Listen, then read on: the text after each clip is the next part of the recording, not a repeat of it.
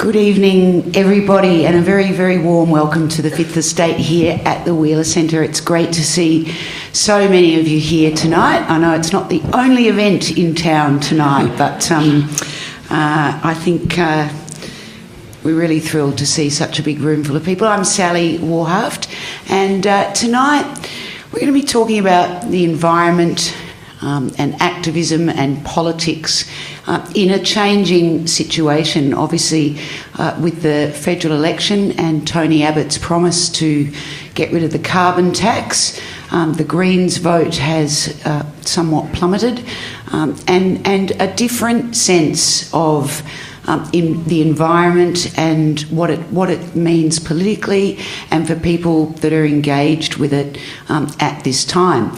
And joining me on stage to talk about this is probably an unlikely trio, but that's what we like to do at the Fifth Estate, is get unlikely people together to discuss things. Professor Peter Doherty is, I think, the first and only vet to be awarded the Nobel Prize. He was the 1997 Australian of the Year and probably the biggest enemy of viruses worldwide. He is an Australian living treasure and one of 20 Nobel laureates who signed the Stockholm Memorandum on Global Sustainability in 2011. Chloe Hooper is one of Australia's finest writers. Her book, The Tall Man, won, a swag full of awards, including the Victorian, New South Wales and Queensland Premiers Awards for non-fiction, the John Button Prize, and her essay on Cameron Domergy picked her up a Walkley Award. Chloe's novels are also published all around the world, but she's recently spent some time on board the Rainbow Warrior and has written a fascinating essay with all her skills as an investigative journalist about some projects to do with the Rainbow Warrior up at Abbott Point, which I found rather delicious. Chloe, you didn't make that up, did you? Sadly not. I'll get Chloe to tell us in a moment more about that. And David Ritter is the Chief Executive Officer of Greenpeace Australia Pacific, and he previously worked in the London office, and prior to that he worked as an academic and lawyer and did a lot of work on native title in Western Australia, and has currently got a lot on his mind with some of your members being held, up near Siberia. That's right. Is that right? That's right. And so it's a great pleasure to have these three guests tonight. Please give them a very warm welcome.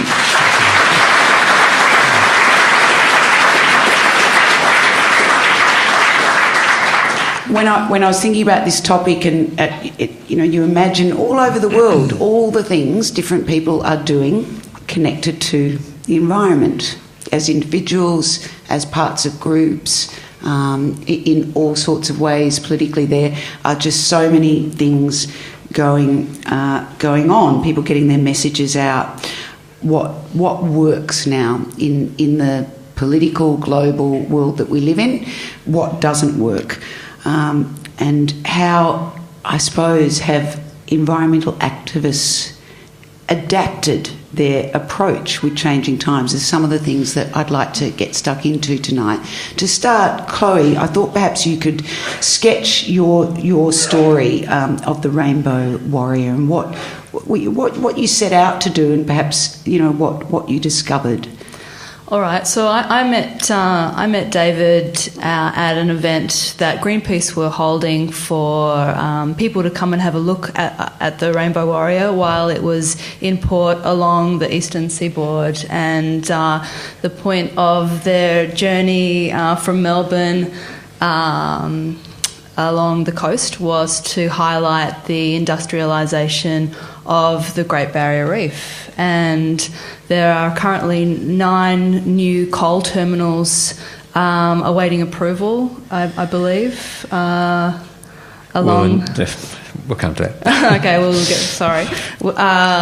the reef. Particularly, I was interested in Abbott Point, which is the point where I had, and it is crazy that that's the name, but it's Abbott with one T.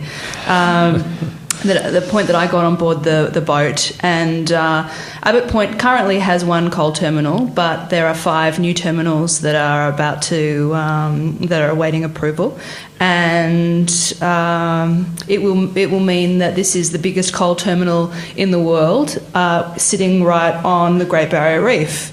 And the more I found out about this, the more completely insane it appeared, that we will be dredging 3 million cubic metres of dredge spoil will be taken from one World Heritage listed area and put in another. And the idea that you can manage the environmental impacts of such a expansion, regardless of turning the reef into a sort of superhighway for coal ships, and the effect in terms of the carbon imprint of burning so much coal or transporting it. Anyway, as David said to me, that the zombies have landed. David? Well, zombies walk among us, I guess it's fair to say. But look, the environmental movement, I guess, you can date it from the common starting point, I guess, is Silent Spring, and there are various milestones in this country, and I guess the milestone sort of depends on your age and what you remember. I think there's no doubt the environmental movement has adjusted and shifted its approach, but the times they do get more urgent, and really the focus of the two that we were thrilled to have Chloe join us for was this focus of the expansion of Australia's coal industry. And you use the word madness or insanity. I mean, this is a product that is pulled out of the ground, and all the investment bankers will tell you, well, it's not a good investment, that it's heading the wrong way. So it's likely that there's going to be this sort of bubble of stranded investments, or if the investment bankers are wrong, then it's going to be hell for the Great Barrier Reef, and it's going to put paid to the climate. So it's the bubble or the burn. You talk about urgency, but the momentum matters, and it seemed to me it probably peaked in Australia around the time of the greatest moral dilemma about when Australians voted in a government that had promised to make climate change and the environment a priority.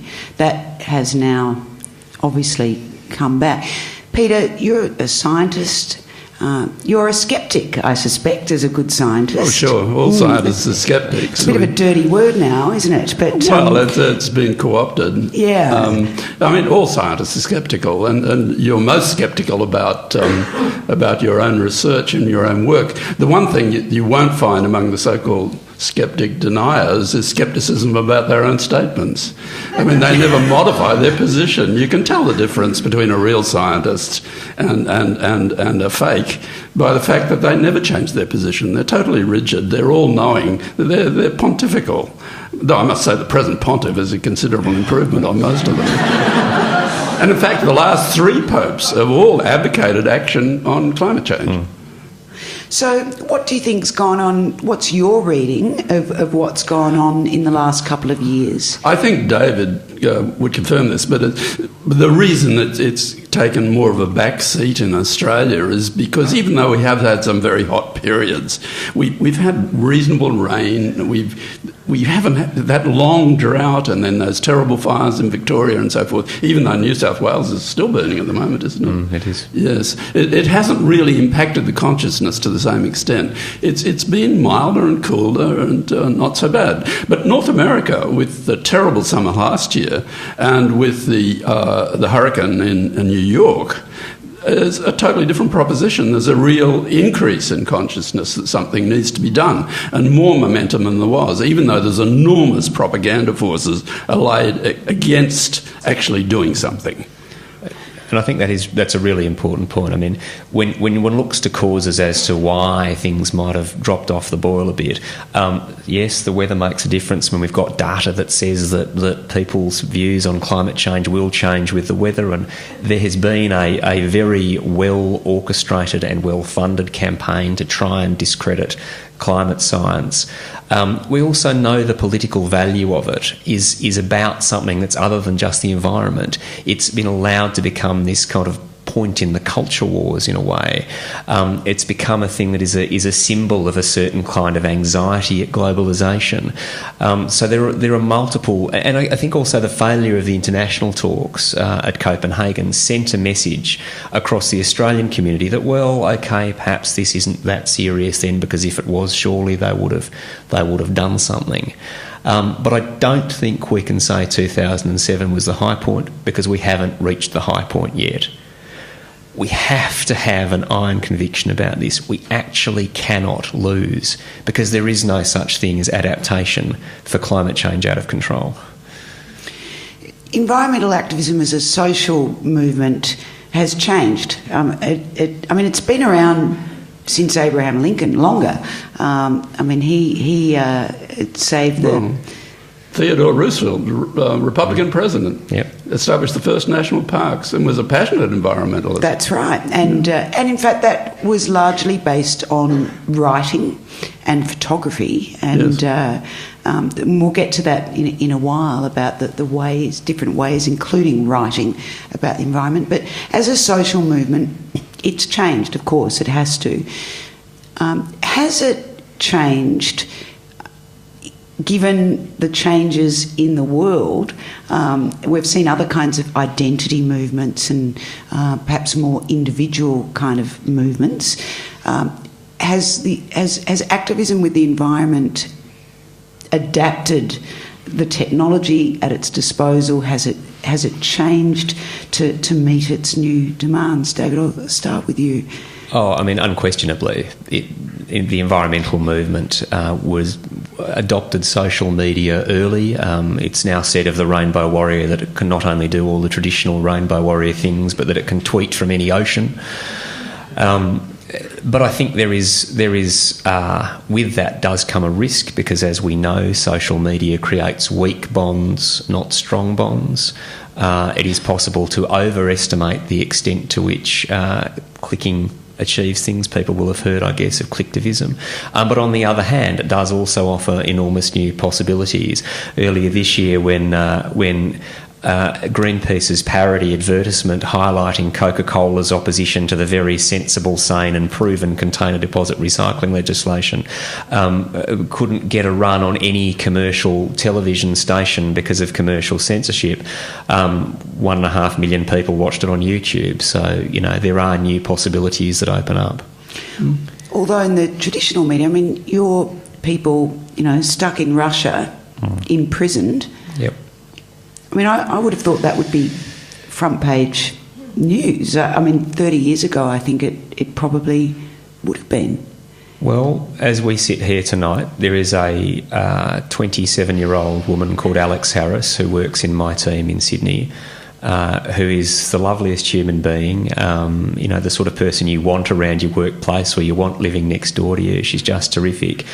Who is somewhere in confinement in Russia, after she was one of 30 people who was on the Arctic Sunrise, which is another of the Greenpeace ships that was up in the frozen north. And the ship is there because Gazprom, the Russian oil giant, is trying to become the first company in human history to successfully extract oil from the frozen waters of the Arctic. Now, you can't clean an oil spill in the Arctic. It's not possible to clean it up. And that's putting to one side the perversity of extracting oil in order to burn it, but with the necessary consequence of climate change, which then melts the ice faster, which means you can drill for more oil.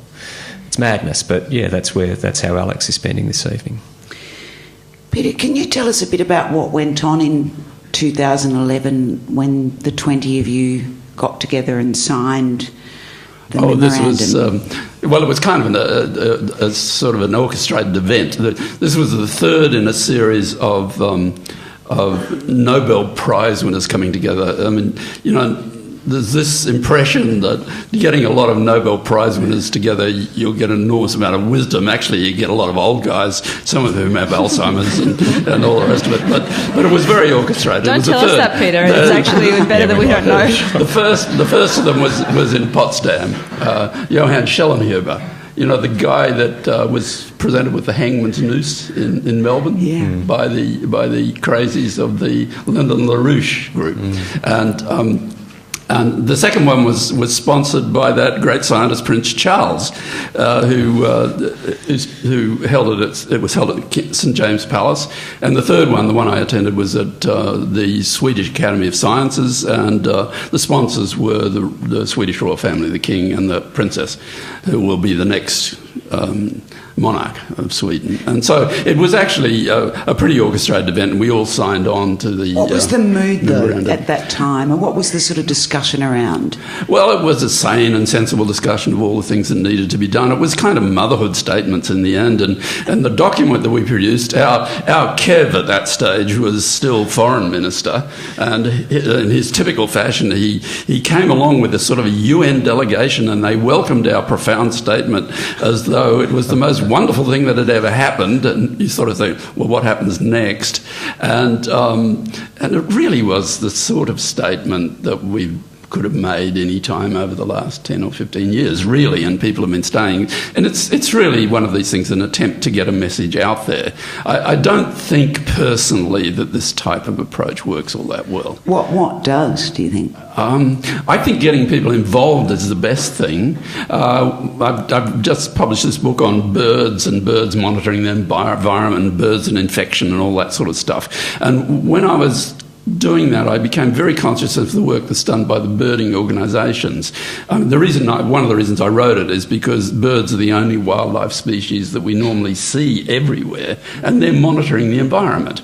And what they're telling us is already very disturbing. Seabird numbers, for instance, are down by 50%.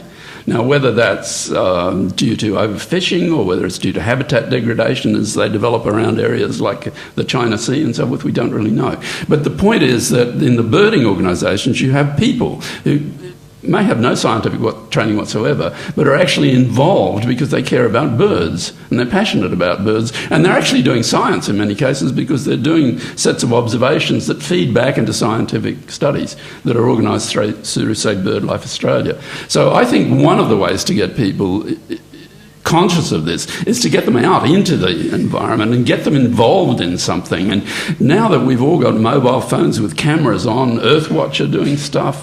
There are people who are looking at marine organisms and they're recruiting volunteers and so forth. So this citizen science, the citizen observer, I think could become a much bigger theme and involve a lot more people. Well, Chloe, you met some of these people, didn't you, in your escapade on the Rainbow Warrior? Well, I guess I'm at a different sort of a different group, because Greenpeace is hoping to kickstart a campaign of civil disobedience,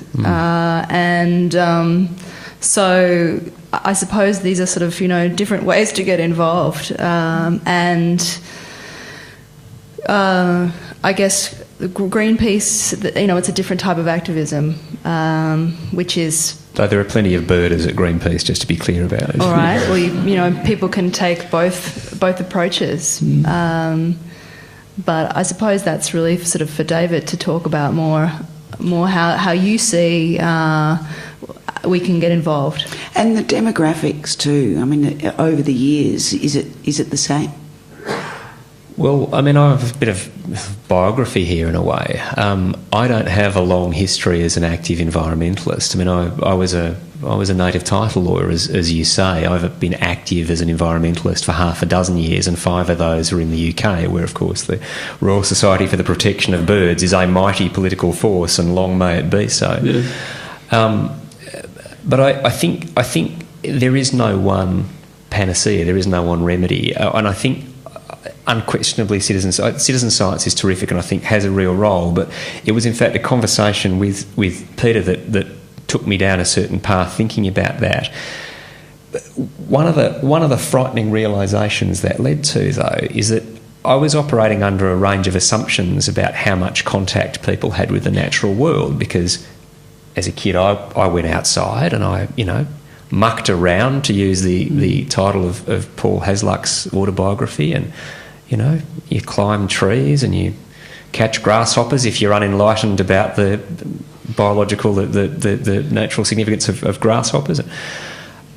I don't know that happens anymore. And in fact, when you read some of the data about the amount of time young people are spending outside in any form, it's not good. And when you add to that the experience that people have increasingly being mediated through screens, and there's a structural reason for this. We are living in this period that's being described as the Anthropocene, and really it's the social experience of the Anthropocene at the very time when it is so essential that we have this almost intestinal sense of the natural world and what it means to lose it.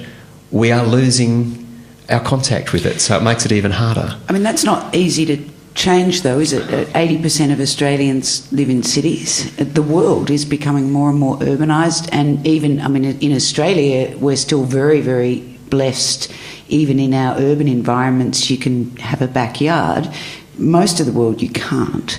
So it's becoming very romantic to think that we can change this sense of things by saying, well, we've got to get the kids outside chasing. But then, if you look at a lot of the new suburbs, the houses are zero lot. There's a massive amount of space, and the kids are in there playing on computers or playing video games. You can design video games that would increase environmental consciousness. I'm sure we could do that. Whether that brings them in touch with the reality, though, or it's just a game, is the problem. How do you actually get people to engage with what's real? And very difficult. It was very moving being on the Rainbow Warrior and getting out at one of the points where the proposed dredge spoil was going to be dumped. And the modelling now suggests that the dredge spoil drifts up to 50 kilometres out from the original site. Really kind of impacting or killing a lot of the sea life underneath, and seeing these tropical fish and coral made it very poignant that they were going to be lost. But unfortunately, we can't hire a plane and snorkels and get everyone here. To the reef. I'd like to see us being a lot more hard-nosed about a sort of economic analysis and economic forecasting, for instance.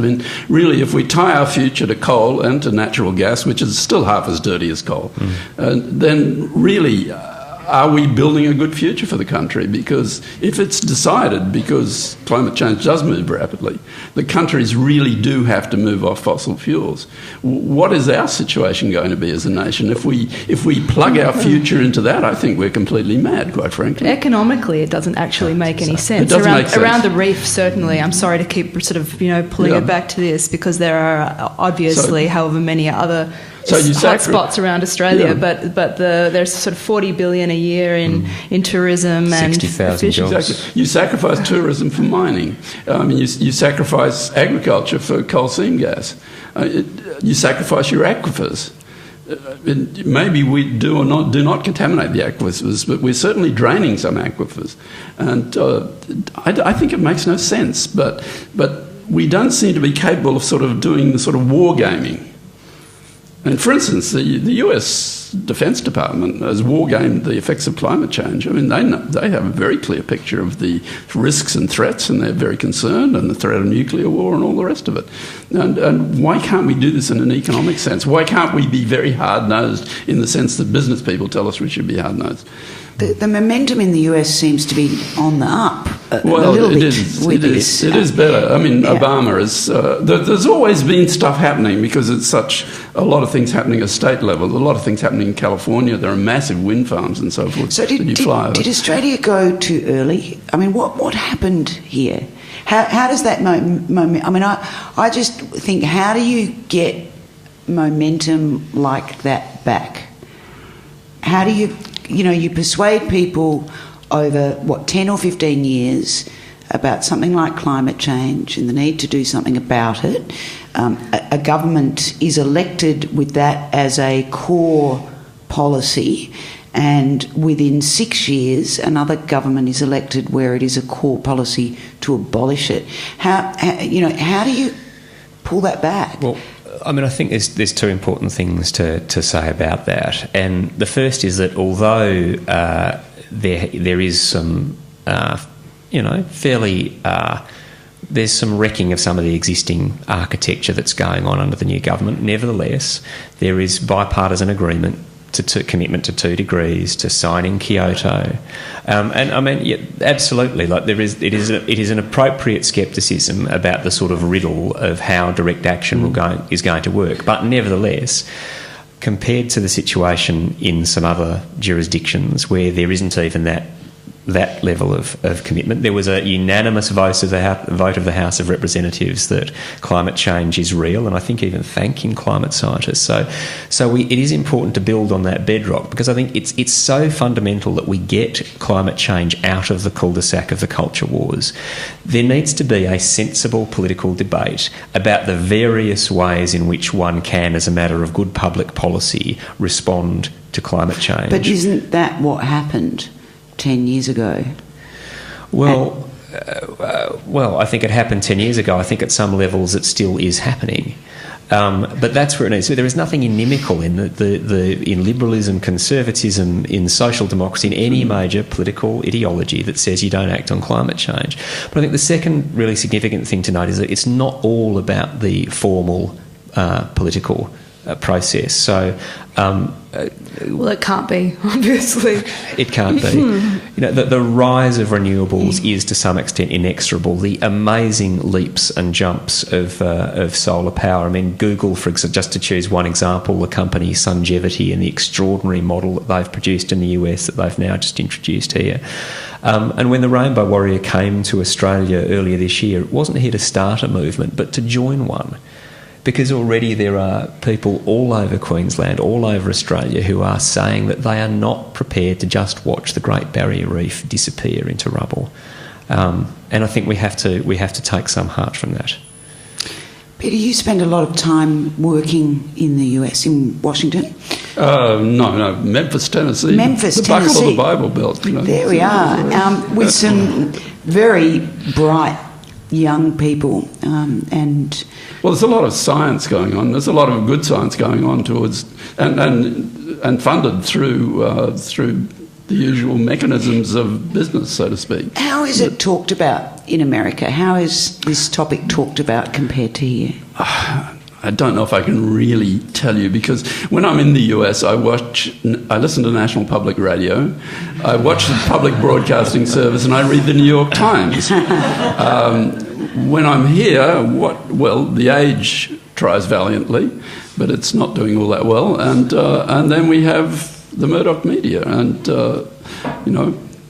So what sort of discussion do you get there? So, what about the ABC is such a virulently left-wing and toxic organisation. Really I keep getting told that. I don't know what I have to do to dispel it. Really, it's crazy. It seems to be a completely balanced reporting that we see, and it's very bad that this has been badged as a left-right issue, because as David said, it's not a left-right issue. It's an issue for all of us, and it's an issue that's based in evidence. But it is badged. In Memphis, though, when you're at a university there, what kind of conversations are you having with people about this topic compared to, say, at Melbourne University? Oh, we don't talk to anyone much. I mean, we talk about immunity.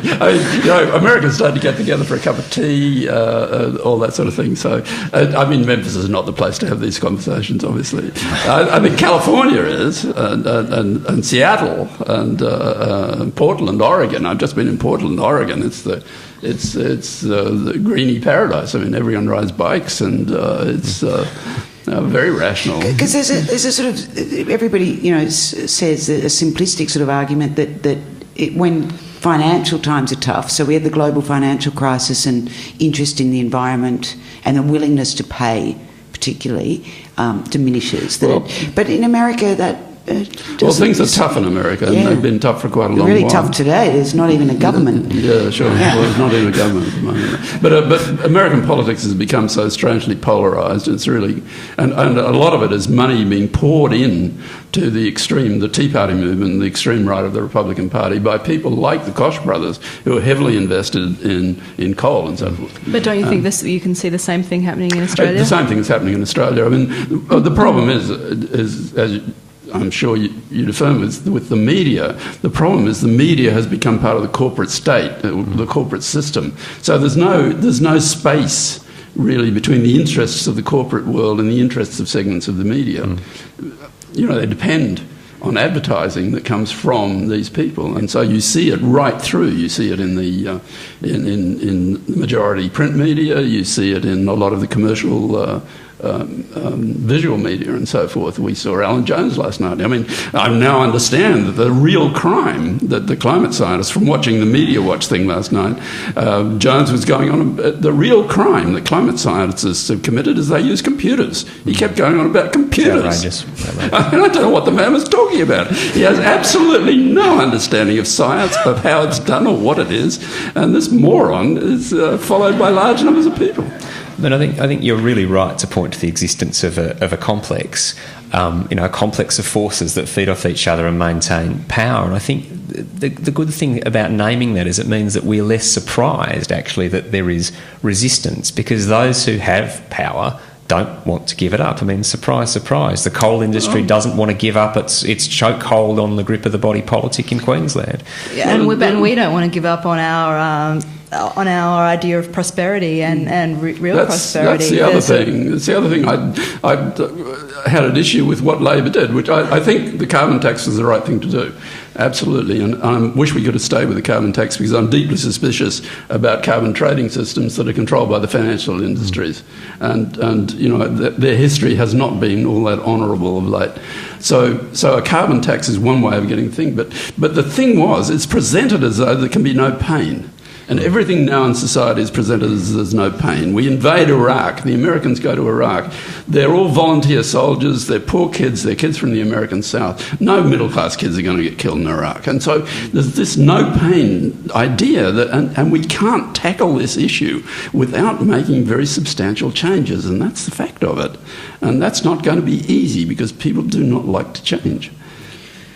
I'm interested in getting back to this demographic about the kind of people you see connecting to your organisation, and also the people that you met too on the Rainbow Warrior, because I think I wonder, is it more difficult now to predict who might be involved in an environment cause or movement or individual action? Is it I mean, it's not like it was 20, 30 years ago, perhaps.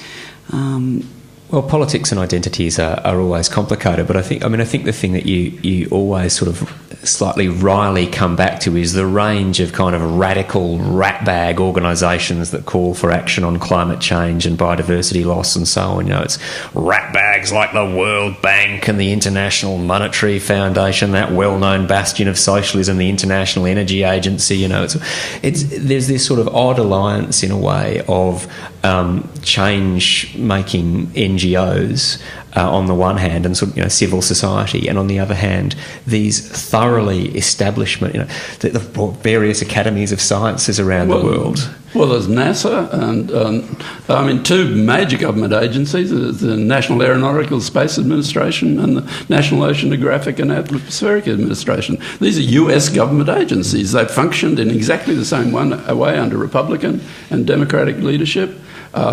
If there was any way of tearing them down, the extreme right would do it, but there's no way. I mean, they're legitimate, functioning operations. Just evidence of the effectiveness of the global conspiracy. That constantly provide us with evidence, and the evidence is clear.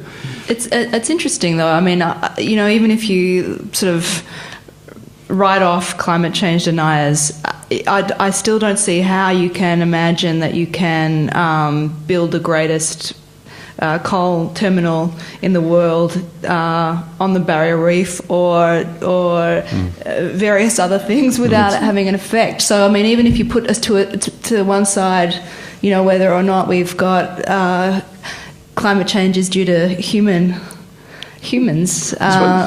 There's this other just kind of let's just wreck. Let's just wreck the joint. There's one good thing about digging these big holes in the ground. I mean, when it gets really hot, we'll be able to roof them over and live underground. That's great, Peter. That's something to look forward to. We can have the solar power up there, and we can have electric light down there. I mean, that's a good dystopian novel for you. I want to say I'm just thinking of people I'd like to see go first. That's the Morlocks and the Eloy, isn't it? I just want to say one thing about Chloe coming on the Rainbow Warrior. I thought it was so incredibly important. I mean, I was a huge fan of The Tall Man, which I thought got to the heart of what it's like, what the interaction between Indigenous and non-Indigenous people is like in a way that no other book I'd read had. So I was an enormous fan. But I think it's so important that in a country where political economy is so influenced by the resources sector, that the writers, the artists and the intellectuals really enter the fray. Now, that's not asking people to be sort of partisan. It's not asking people to adopt a kind of, vulgar environmental realism and write kind of earnest books in which sort of, Greens go off and save the day with no nuance or artistic merit or whatever. But I think it is absolutely essential that the thinking people of this incredibly educated country be writing and talking and entering the lists and saying whatever they think with as much honesty as they can about what's going on. Well, the writing is so important, especially if we can't all be out there with the grasshoppers. Then the way to engage with this is through reading and other forms of seeing. And I mean, The Tall Man is a great example, and I remember the very first time I read that essay. I was in remote Queensland on a holiday, and I didn't think that I wanted to read about an Aboriginal man whose liver had been cleaved in half, and the writing was so good, and it's a. You can't interrupt me, Chloe, when I'm talking about this. This isn't about the environment. No, it's not. But the example I want to give is that it was a topic at the time that people were disengaged with. Absolutely disengaged with, and it was great writing and research that brought them into that story. And they're the kind of essays and the kind of stories and the kind of books that need to be written. But how do you do that within this same culture where, nobody's employing investigative journalists at newspapers to go and do the kind of work that you did on that? How do you do it? Well, can I say I lobbied very hard with The Good Weekend to put this story on the cover, and they said, don't hold your breath, and indeed it wasn't on the cover. I have never had less response or reaction for a story. It really felt as though this piece on just completely died, and I think that's says a lot about the way that actually the sort of media now you don't get the same kind of tipping point. Fairfax is in trouble. People don't read the newspaper the same way. Well, they're probably not looking for Chloe Hooper on the Rainbow Warrior in The Good Weekend. Well, I'm not sure. I think that there's also a problem in terms of how we actually... people's eyes glaze over really at this topic, and our own despair or anxiety about global warming, our own feeling that we're going to have to, we care deeply about the planet and we care deeply about our own lifestyle. I've also read that in Denmark, where we see it's Norway. Where so many social policies seem to be so enlightened, people also are most sceptical about climate change, and there is this connection to the fact that oil is the sort of hinge of prosperity. So how we actually change ourselves and are prepared to take on this issue, is going to be a part of... I think we're all conflicted, really. I mean, people get on jet planes and people like us get on jet planes. Doesn't matter how much you do one long trip and you've blown it. Really, there's no easy answer to it. And it's a diabolical problem. But we have to start to change and we have to start to develop new approaches. And it's difficult, but if you don't go for it, you're not going to do it. It's problematic too with writing. There isn't a kind of a human face to this story. There's no sort of big celebrity. You can't be too earnest, and yet you have to be scientific and thorough. You can't be too catastrophizing, and yet here is a catastrophe. It's a tightrope act, which.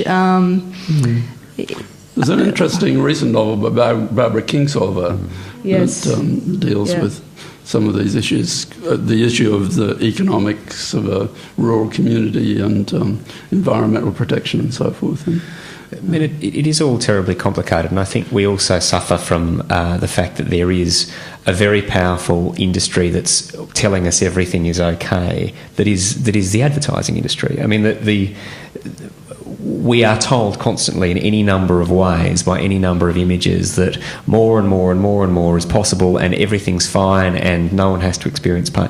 And all of that sends a message that actually, at one level, all of these concerns about habitats and the climate and so on can't be true.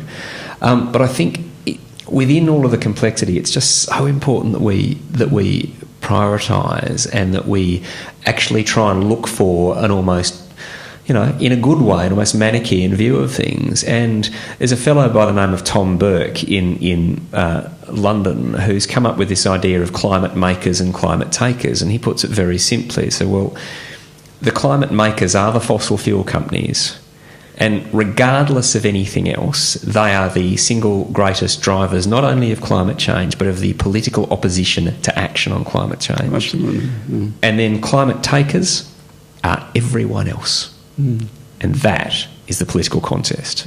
Yeah, it's so hard to get these messages out. There's a wonderful series done by an investigative journalist who'd spent 4 years looking at this in the Seattle Times on climate change and ocean acidification. Just ran recently. The guy's name was Welsh. I've forgotten his first name. But already in the Pacific Northwest of the United States, they're having trouble with their oysters because of acidification of the ocean. And the effect is now being seen most clearly there. This guy has gone into it a lot. He'd visited our Institute of Marine Science and so forth. So, the climate change deniers who sort of get on with the models are all wrong and all that sort of stuff, don't like to talk about ocean acidification. It's not one of the things they care to address. If you would like to ask a question, you just have to put your hand up and someone will put a microphone in it. And we'll start with this gentleman. It seems to me that the elephant in the room is the global economy, or perhaps what I prefer to call global capitalism, because what you have is a system that's committed to profit-making, economic expansion, a treadmill of production and consumption, very heavily reliant on fossil fuels, and that is creating a growing gap between the rich and the poor within most nation states and between nation states, and is also environmentally unsustainable and is contributing to climate change. So my question to the panelists is, can this system, this global economy, be reformed, or do we perhaps need to think about transcending it? And I'm asking that as an anthropologist. I'm at Melbourne University, like Peter. And I know social systems don't last forever, and sometimes perhaps we need to move on. Yeah. Well, I Let's think start the revolution here tonight. the French Revolution did a good job. I mean, but I don't think we're going to work it that way. I mean, you've stated the problem very clearly, and it's a very difficult problem. And I sometimes wonder whether we won't actually, in the longer run, do better with centrally controlled nations like China, which are actually really pushing towards developing renewables and so forth. But then they're still building coal-fired plants, as far as I know. Yeah, I mean, the state socialism has a fairly miserable record on the environment as well as on any number of other things as well. I mean, I think, and wouldn't be very popular here. Well, indeed. Although in Melbourne, perhaps. But look, I mean, I think the real question is how are market economies constituted? And I mean, I suppose I subscribe to the school of institutional economics that says it's not a matter of state versus market, but how you constitute the rules of the market, and how you try and create an economy that moves towards steady state and moves towards not just trashing the joint, trashing the natural capital. But is it also the case that with globalisation, a lot of the state controls have really been subverted? I mean, clearly the power of trade union movements has been totally subverted. And this is, the warriors on the right are anxious that there should be really no regulation. This is the Tea Party, it's Murdoch's own philosophy, I think. Quite. And it's an extremely difficult thing to break. Yeah. Thank you. Look, I'll introduce myself. My name is... sorry. Oh, wow. There's so many people. I've never seen so many people in one room. My name is Rod Quantock, and I work as a comedian. Yes. And for the last 10 years, I've done shows only about climate change. And over that time, I've noticed that my income has diminished to zero. Okay? It's not a popular topic to talk about. And when I began talking about it, it came out of years and years of being interested in the environment. And while I was listening to you and David mentioning the start of the climate movement, I can remember doing fundraising events for the Franklin Dam. And over the years, I've done lots of fundraising events. And when I started talking about climate change 10 years ago, I did it with some idea that if you told people this was happening, then people would go, oh, yes, we'll stop now and we'll fix it up. Today, I talk to sustainability groups that have some idea that we're going to live the life we're living now, except with solar panels and wind turbines. They have no image of what a carbon-free world is like. And with calls like the International Energy Agency saying we need to cut carbon emissions by 80% by 2018, we can't communicate these ideas of hope anymore. 400 parts per million of CO2 in the atmosphere. We will not stop till we burn every lump of coal and every drop of oil. So what we need to talk about is, and I think you mentioned this before, you're caught in a position where the truth is beyond painful. The truth is existentially terrifying. You can't tell that to people. But if you don't tell that to people, they won't do what's necessary to achieve some sort of outcome that preserves something of the planet. So I've tried everything. I've spoken to everybody. I've tried to engage people in the arts, in the discussion. Can't do that. I wrote a letter to The Age or an article for the opinion page that said, it's about time somebody said this, but we don't have room in our paper for it. This is really important, but unfortunately there's an election on and we're writing about the economy. So we're at a point where there's no going back. The world will collapse.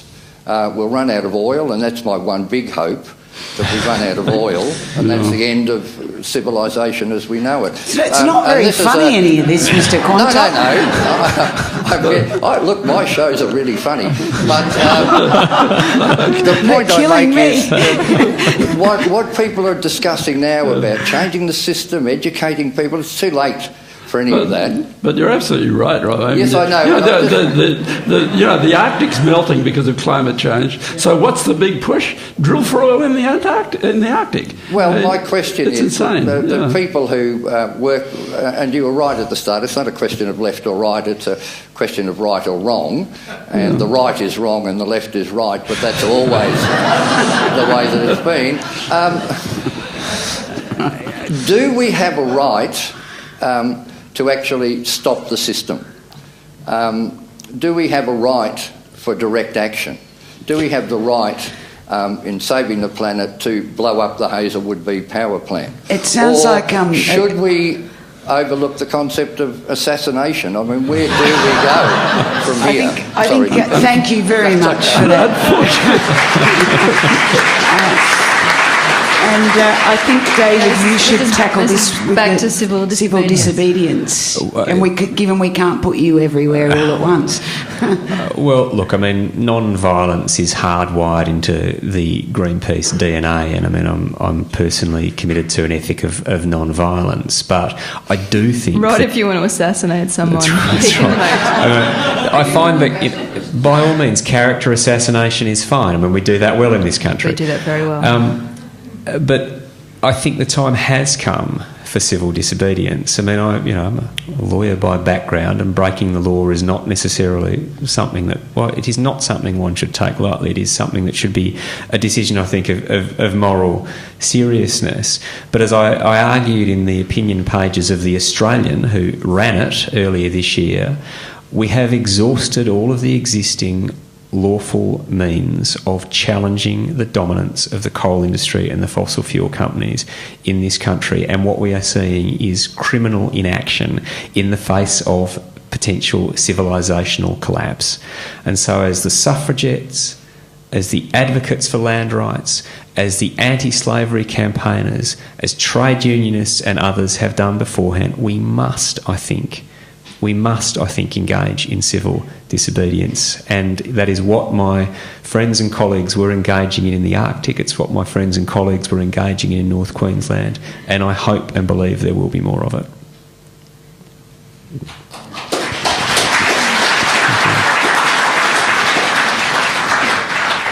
I'd like to ask the panel about nuclear energy and where that might fit into the future, and how they feel about exploiting the uranium and the energy it provides. I think we should be taking another very hard and serious look at it.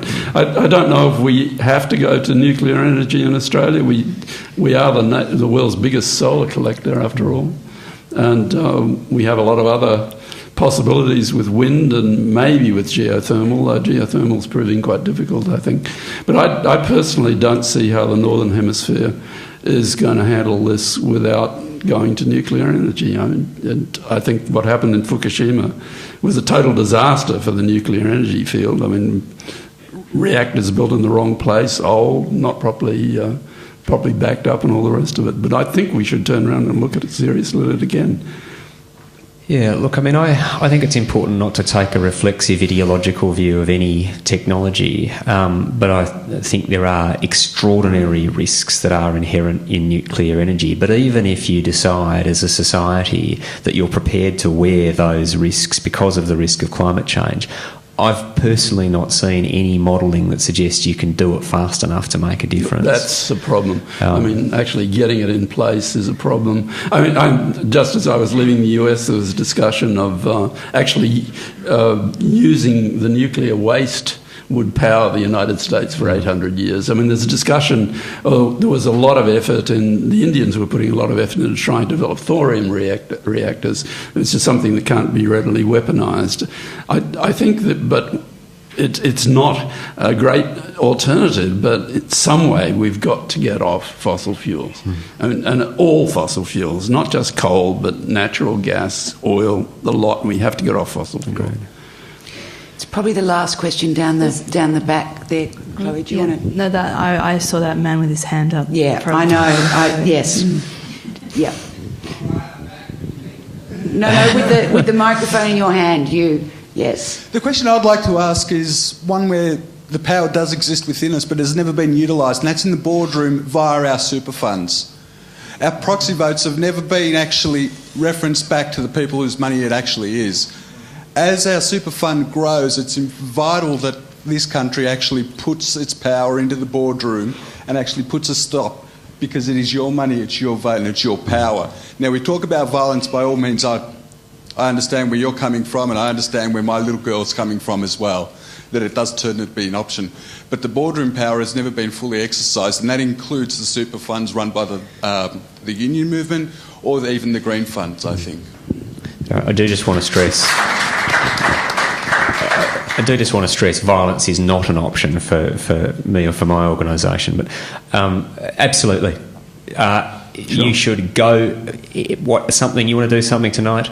Write to the trustees of your super fund and urge them to disinvest in fossil fuels. And there are a number of very strong disinvestment campaigns that are running. Bill McKibben's recent Do the Math tour was all about disinvestment. It is absolutely one of the strongest, most powerful levers we can pull. Have I done it myself personally? Well, I think my super is actually an ethical investment fund, so... We can't hear you without a mic, and we have to wind it up, unfortunately.